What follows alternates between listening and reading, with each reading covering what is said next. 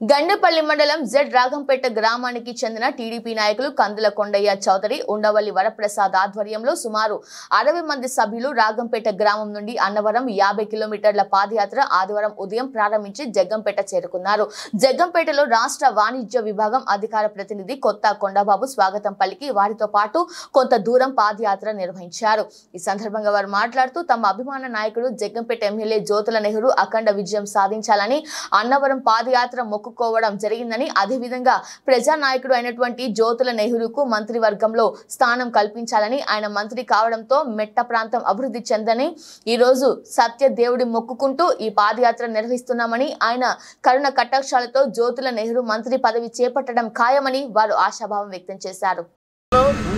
ఈ రోజు గండేపల్లి మండలం మరి నీలత్రపేట, జట్రాకంపేట మరియు మరి బాబు గారి ఆధ్వర్యంలో, ప్రసాద్ గారి ఆధ్వర్యంలో మరి జ్యోతుల నెహ్రూ గారు అఖండ మెజార్టీతో 52,575 ఓట్లు మెజార్టీ నెగ్గినందుకు మరి వారికి అన్నవరం శ్రీ వీర వెంకట సత్యనారాయణ స్వామివారి దేవుడికి మరి ఈరోజు నీలాద్రపేట నుంచి జట్రాకంపేట కూడా తెలుగుదేశం కార్యకర్తలు అందరూ కూడా బాబు గారు, ప్రసాద్ గారి ఆధ్వర్యంలో మరి పాదయాత్ర చేసుకుంటూ మరి మన దగ్గరలో ఉన్న పుణ్యక్షేత్రం అయినటువంటి శ్రీ వీర వెంకట సత్యనారాయణ స్వామివారి దేవుడి దగ్గరికి వెళ్తున్నారు.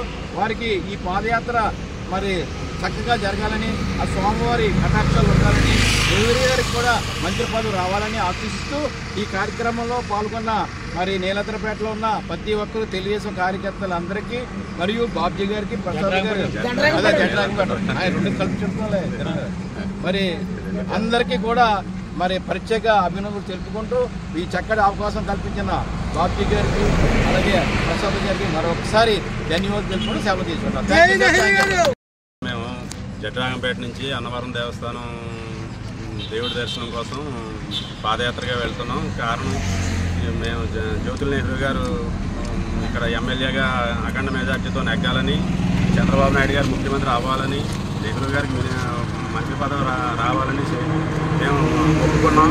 ఆ మొక్కు తీర్చుకోవడం కోసం ఈరోజు అన్నవరం పాదయాత్రగా బయలుదేరడం జరిగింది.